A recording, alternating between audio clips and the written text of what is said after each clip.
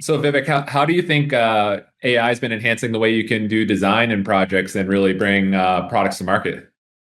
Yeah, I think it's changed quite a lot. I think I mean, we work in like the physical product design environment, and we've already seen so many changes across the entire workflow. Of course, it's all over the place. Some teams embrace AI and bring it into their workflow a lot more than other teams. But yeah, we've seen, all the way from creative to be able to generate concepts and ideas and 3D models and renders, to things that we're more excited about on the back end side of things. When it goes from, design teams to engineering teams, there's always this friction, and being able to solve that friction, whether it's estimation, value engineering, being able to do drawings, technical design, right? So I think, yeah, we've seen changes across the board, and it's super exciting to see that being embraced by teams as we go into the future. Yeah.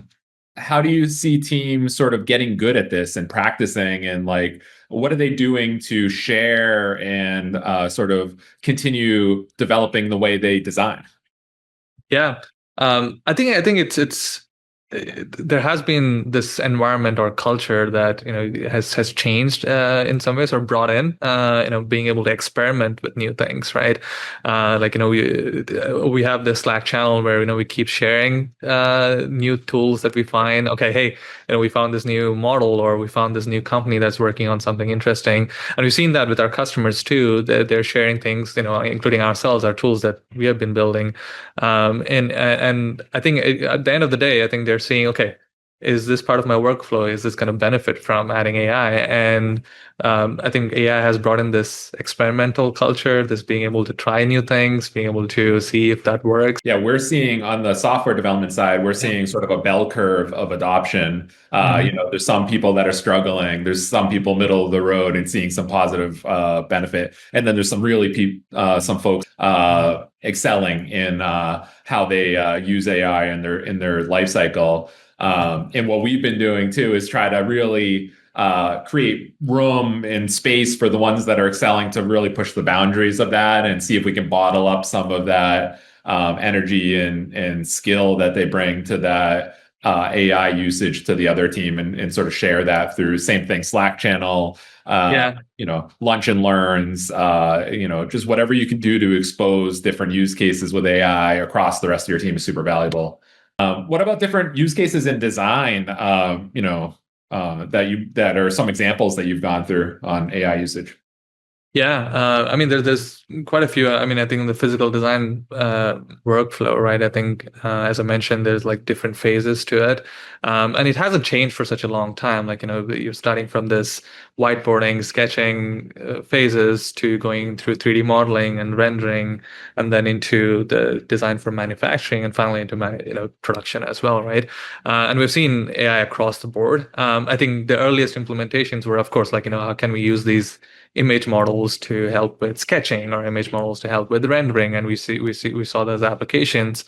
But what we're more excited about and what we have been working on a lot is kind of this backend portion of that, which has for long been kind of a very manual, very back and forth process.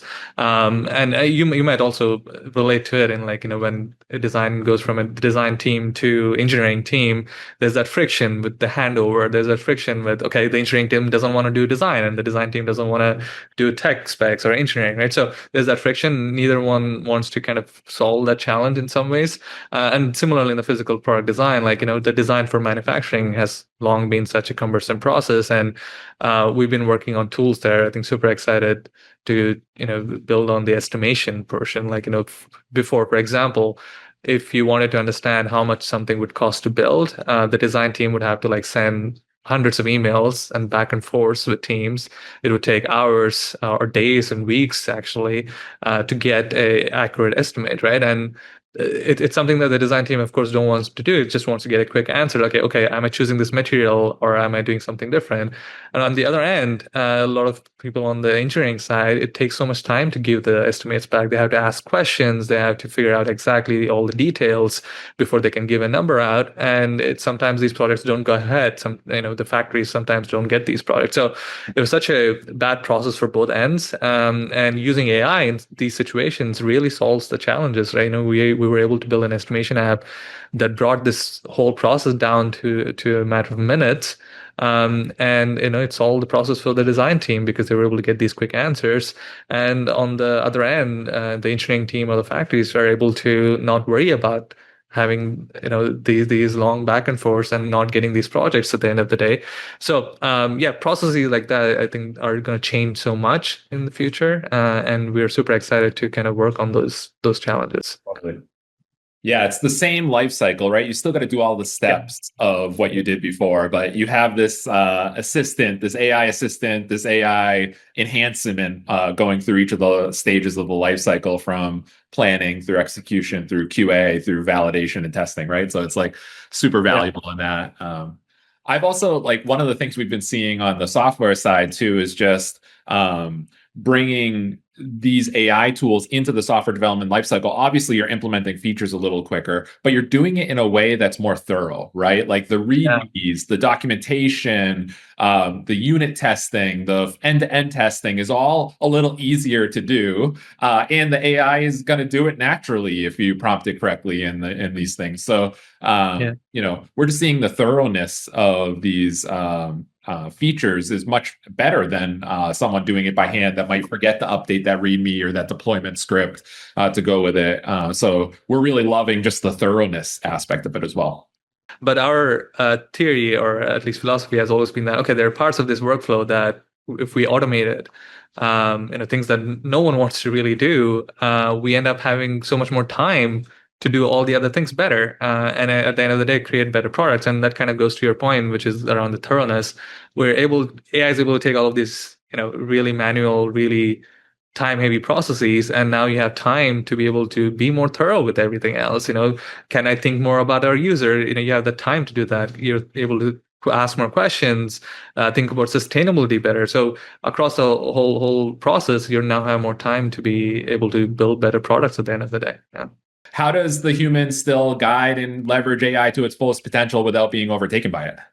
Yeah, no, I think that's a great question. And I think, over the last few years, there's been just so much conversation and debate around okay, is AI going to take over all the human work and labor? And I think what we've seen is, humans are still a critical part of the process. It's almost, humans are needed in this workflow, and we're starting to see like the human in the loop workflows come alive, right?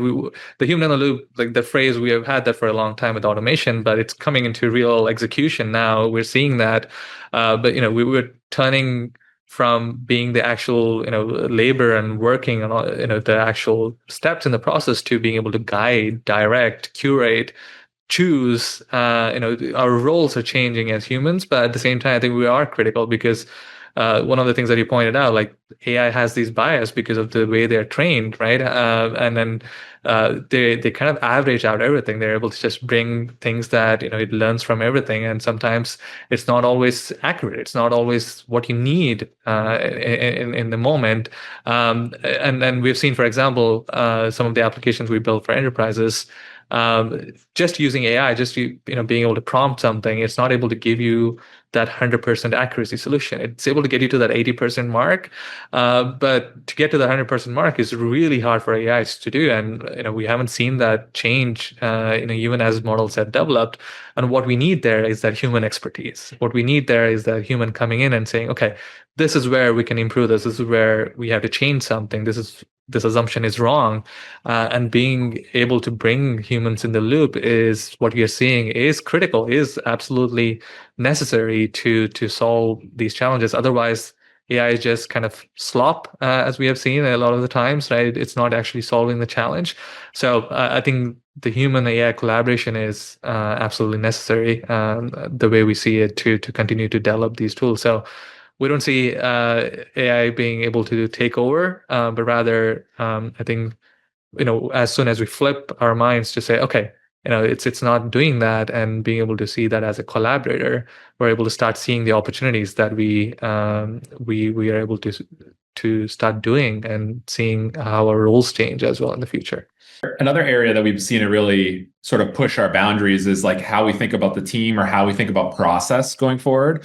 So with AI, team members may not have as many boundaries as they did before. So you might, on the development side, you might think of that as sort of front end engineering, back end engineering. Maybe we don't need the separation anymore because maybe someone that leans a little bit more one way or the other.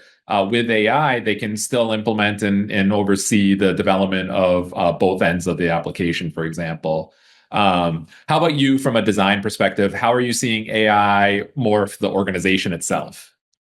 Yeah, I think that it's similar as well. I think we were able to kind of see these multi-talented individuals now experiment these outside of because they're getting these tools that again reduce the barrier for entry, right? And I think we have seen before, for example, I think one of the enterprise teams that we were working with, they were able to expand their whiteboarding sessions. Now, instead of just putting up sticky notes and napkin sketches, now they're able to go beyond that and say, okay, can I turn this into quick sketches, concept sketches, and then turn that into 3D models, turn that into videos? So they're able to tell a much better story, much bigger story than they were able to do before. And similarly, designers, like the estimation challenge we talked about, now, they're not just thinking about just the design piece. Now they're thinking about, okay, how can this be engineered? How can this be made? What materials to choose? How can we bring this into the cost constraints, right? So, I think more visibly, more ownership of the larger parts of the process. It's always a good thing. And people in my team and in the customers that we're seeing, they're able to feel like, okay, they see more of this process. They're seeing this kind of top-down view, and they're able to take more challenges than they used to before. And I think that also helps with just growth, development, morale, all positive benefits of bringing that AI into the workflow. Yeah. I love that. It's like shortening the iteration loop, right? Because during research, you can see a little bit design quicker. And during design, you can go back and get some validation on maybe some research or get over to the engineering cycles a little quicker. So it's like shortening that iteration loop as you go through the life cycle, which is great. Yeah. And I think the other piece is we're also seeing like, whenever you do this, AI has this memory, right? So it kind of remembers things for you as well.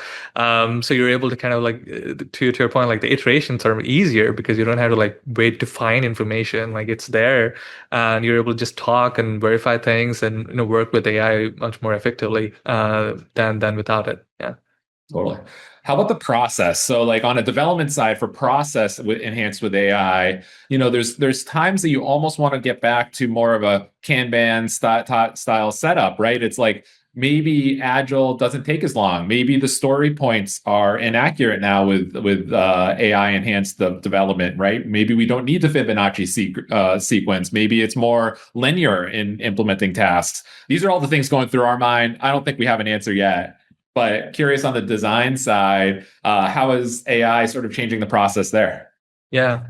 Yeah. I mean, I don't think we have an answer yet, too, but I think one of the things that I'm most excited about is this, which is AI is making us ask these why and how questions again. Why does this step in this process have to be here now? Do we Yes. even need this step anymore? Right? Does this have to be done this particular way? So, I think people are like, previously we also always used to do 3D models and then renders because you can't have renders before 3D models. But now you can create images before you can create a 3D model. So it's kind of like flipped, for example, right? So I think there are a lot of these steps with the estimation, again, going back to that or value engineering, the way you're working with it, how quickly something gets done is changing so much that your timelines change, the way you're giving project estimates change. And then similarly, it's just changing a lot of that project planning. And I think we're still kind of finding our feet under all of it. Like, okay, is this going to be forever the case? Is this going to change differently? Do we rely on AI completely? How do we kind of balance that? So I think there's quite a few things that we need to figure out, but definitely, I think it's very exciting actually to kind of go back to the fundamentals of the process and say, okay, is this how the process needs to be? Do we need to change this? And how is this going to look like? Love that. Yep, absolutely. Like, how are you thinking about the features you're implementing in your product itself? Yeah, there was definitely like a curve to get there. Initially, there was so much hype and like, you had to kind of integrate AI into your product just to kind of see, follow with that hype. But then I think, the core of it is like, how can we solve actual challenges for our customers? And I think we came back to that. And then we started to kind of find those challenges, find those case studies, find those use cases where we started to see, okay, this is where the most benefit is going to be, the ROI is going to be. So I think we started to build that, and we're seeing a lot of ROI. The estimation app that we have built, it saves team over 80% of their time, and it is a direct relation to how much time they're spending, and again, of course, how much cost they would end up saving as well. But teams can also look at, okay, this process is letting them do projects much quicker, get things done much quicker. So now they're able to take on more business. They're able to take on more projects, and it's increasing their top line as well. Now, we're seeing increases in conversion rates for projects. People are able to code quicker, code better. It increases their conversion rates, and of course, it saves costs. Now they're able to not have to spend that much time, and the team itself is able to do more things. So we're seeing that directly turn into revenue and ROIs for teams, and it's much easier to convince folks to jump on the AI when they're able to actually see it's not just hype, it's not just everyone is trying to use it, but it's also, okay, oh, this is actually changing my life, this is actually changing the way I'm doing things, and it's saving me time, money, and cost. Yeah, exactly. One of the most popular use cases we've been seeing as well for SaaS is just a better onboarding journey for customer accounts. So if the AI can be instrumented in a behind the scenes way, or even through an interface like an AI chat or something, but to really focus about importing the minimal amount of configuration data for that client and automating the rest of the account setup, maybe scraping existing websites, pulling in data from CRMs or integrations, and automating the configuration of your new SaaS account. Shortening that onboarding cycle does exactly those things that you're describing: reduce churn, improve customer experience, get revenue going quicker. So that's one of the most successful areas we've been seeing AI enhancing our roles as CTOs. Yeah, I mean, it's kind of crazy how much actually some of the things that I do have changed. Really, I think over the past few years. As CTOs, I think for me at least, I feel like I'm the person who is not only bringing all of this new world or new set of tools, new things into the team, but I'm also translating that into strategy and into execution as well, right? I think I'm kind of responsible for that. So whether it's on my software teams, like, okay, what tools do we use? How do we bring these in? What tools do we try out? Whether it's for coding, what kind of code assistants do we use? How do we kind of bring that in? How do we change our project management? To your point, like do we figure out how do we estimate these projects and whatnot, right? But also on the strategy front, like thinking about, okay, what tools work to solve these challenges? Okay, what challenges in the product design workflow do we choose to start to kind of build tools around? So thinking about all of those things also is very interesting, because I'm the one translating this kind of technology in some ways, and also the limitations of the technologies as well, which is actually more important, because a lot of the times, people come to me and say, okay, hey, can we just use AI to do this? And I think the answer is not always straightforward yes, and you have to think about the limitations and the issues and the benefits too, and being able to translate that is something that is very new in this new world, and I think exciting too. And I think that is some of the ways that I've seen the role change. Yeah. Yeah, as CTOs, I feel like we're getting pulled into other parts of the business more and more to help lead from a technology perspective at this juncture, because everything is getting more AI and tech enabled across the full business lifecycle. And what I've found challenging is riding that balance of move fast, iterate fast, stay with the market, but don't just jump to every new tool week to week as well, because it's just developing so quickly. There's lots of new ideas and new tools every week, but not all of them will stick. Your tool or provider will likely enhance that in a coming release in the coming weeks too. So it doesn't make sense to always just jump from tool to tool, but also to like sort of continue to balance that, like, new tools, new introduction, evolve the way you work, train the organization, keep an eye on data security and privacy as we go, and sort of balance that effort, but just make progress on adopting AI across the full business. Excited to see that progress. Excited to see humans go up the stack and move with it, and learn to become more of that value creator in their business. Yeah, and we talked about kind of the all-rounder mentality almost, right? I think being able to move up that stack and see the broader picture and being able to connect the dots, but letting the AI kind of do the execution part of things, right? Being able to rely on AI to do that. So yeah, kind of like the changing our roles into becoming directors and to become curators rather than the actual executors, right? Yeah, it's actually very exciting to me, and I think as soon as we kind of switch our minds to that kind of mode, I think we start to see the opportunities rather than the scary consequences that everyone keeps talking about. It does rely on us as leaders, though, to also train the organization on how to move up, right? It's like it's challenging at being maybe a first year software engineer graduate and come in and you're immediately asked to move up the stack and learn about business context and stuff. So I sympathize with that challenge, and it's about us as leaders to like keep training the organization long term as well, which is great.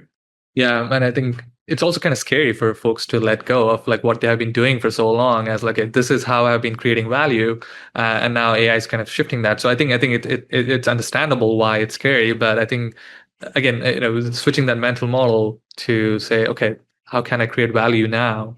And then as soon as you're able to do that, I think I've seen like people say, okay, yeah, that makes sense. Now I can do more, and giving it feels empowering rather than feeling vulnerable in this situation. Yeah. Yeah, totally.